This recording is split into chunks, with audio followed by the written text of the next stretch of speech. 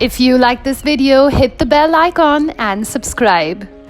A lot of comments in my recent videos, they hinted at this state of loneliness, and unless you are an introvert who does not want to interact, being in that state, it's unnecessary, it's unhealthy. So that's why in this video, I've put down some very simple tricks and exercises that you can do so that you can be more socially successful. My name is Prisha, this is WAC, and together we're going to be more likable. In this video, I have put down a few exercises that if you practice, it will help you climb the social ladder. Everything that I am about to say is with the assumption that you are someone who would like to better themselves socially. So if there are a few points that you feel that you already knew, then you can always skip that and move on to the next one. The first thing that most people need to do, which probably is the toughest, is please stop overthinking. People spend way too much time worrying over what it is that they have said or done and people's reactions to it, rather than just being in the moment and doing whatever it is that comes naturally. There are over 1 billion Indians in our country, and for you to find a circle of 10 to 20 people, it's not as difficult as people make it out to be, unless you're mentally unstable or prone to violence. I promise you, there are people out there who are like you and who will like you. The second thing that you should learn is how to love yourself. Some of the most confident and attractive people I have met, they're very comfortable with themselves. They have spent a certain amount of time contemplating who they are and who they do not want to be. There are two ways of doing this. A is by physically challenging yourself. Sports, exercise, yoga, they all force you to extend yourself. When your mind gets lazy, then your body and your soul, it won't allow you to procrastinate. These are also some pretty good reasons for you to go out there and interact with people who share the same hobbies as you. B is mental exercise. Any kind of meditation, whether it's inner child, vipassana, chakra, it will shed light on aspects of your life that you have never seen before. When you truly like yourself, other people can see that, and then they will follow your lead. A byproduct of this is that you will realize that not everyone has to like what you like, i.e., not everyone has to like you. So then when ultimately you do face rejection, it doesn't dampen your spirits. It just means that you and the other person were in different spaces and you need to move on. The third thing is the importance of understanding confidence. A lot of people in the comment section, they will keep asking me how they can speak English as confidently as me. Truth is that I was born in an English speaking family and I've been surrounded by English speakers my whole life.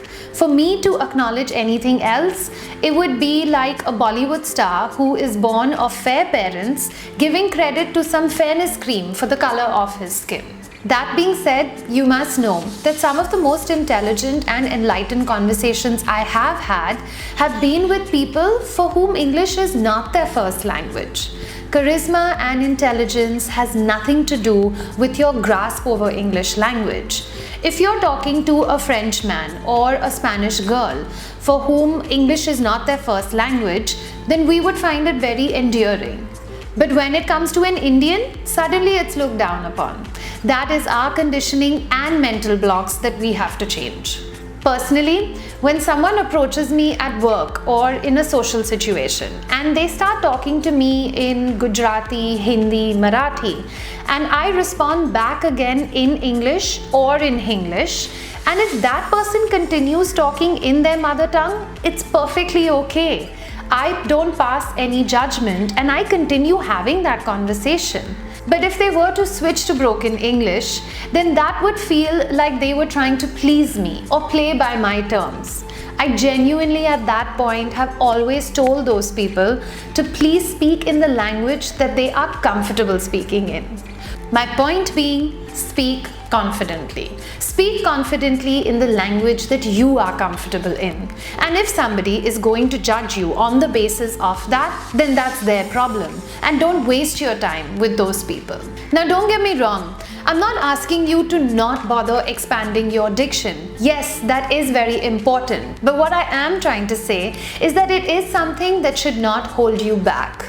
If you want to get good at talking to people, then you should talk to everyone. This is something that I have said in my previous videos as well. And so it brings me to my last point, the 100 days, 100 people challenge. In 100 days, talk to 100 people. Make it 50 men, 50 women from different age groups. People older to you, younger to you, different classes of society. It doesn't matter who, you just need to keep talking to strangers and learn how to keep the conversation fresh. The easiest way to do this is start with a simple hi and don't think too much about where this is going. Start with easy people, so a shopkeeper, delivery boy, preferably someone who is of the same age and gender as you. Keep it light, engage in a very general conversation initially. Then as you progress, make people reveal more about themselves. Now this is a very important point that I'm about to tell you. It's very essential that the opposite person walks away from the conversation feeling really good about themselves. So notice some kind of tiny detail, give a compliment, acknowledge something that you might have learned from them. For example, you could say, "Hey, that's pretty cool. I didn't know about that." In this case, it's not just about what you said, it's about how you made them feel. The more you do this, the better you will get at it. Now personally, I have not done the 100-day challenge, and that's also because my profession, it makes me do this all the time. And also I was born a chatterbox. The fifth and the last one, it's the most subtle, and therefore you will be able to do it only after you've done a few days of the 100-day challenge. It's much easier for us to talk to people from the types that I had mentioned earlier, but it's not that easy to talk to someone that you're attracted to. And that is because you want more out of the conversation from a person that you're attracted to than a normal person. And this is very easily spottable. It leads to actions like shyness, you can't engage in a conversation, and you find yourself in a dead end. Or it could lead to clinginess, which I call thirsty. It becomes very obvious that the person is not trying to just engage in a fun conversation. They want so much more out of it. And then a few things start happening. They start becoming overbearing. They don't realize that it's time to move on. Or asking inappropriate questions. Like, if you met a guy for the first time, would you tell him what beautiful hair you have? Then why would you say it to a girl?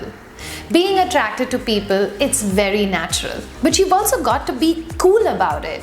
And I think that it's a talent that you're either born with or you learn. When I started working on this video, I thought I would make it for boys who want to talk to girls. And then I realized there are a lot of girls out there who have a tough time talking to boys too.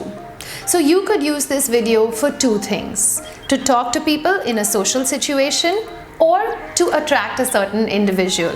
Usually I feel that the first leads into the second. If you're very good at talking to everyone, then you'll be great at talking to someone that you're attracted to. Now for all you boys out there, here's a pro tip. The first time that you meet a girl, don't ask her for her phone number. Instead, ask her for her social media handle.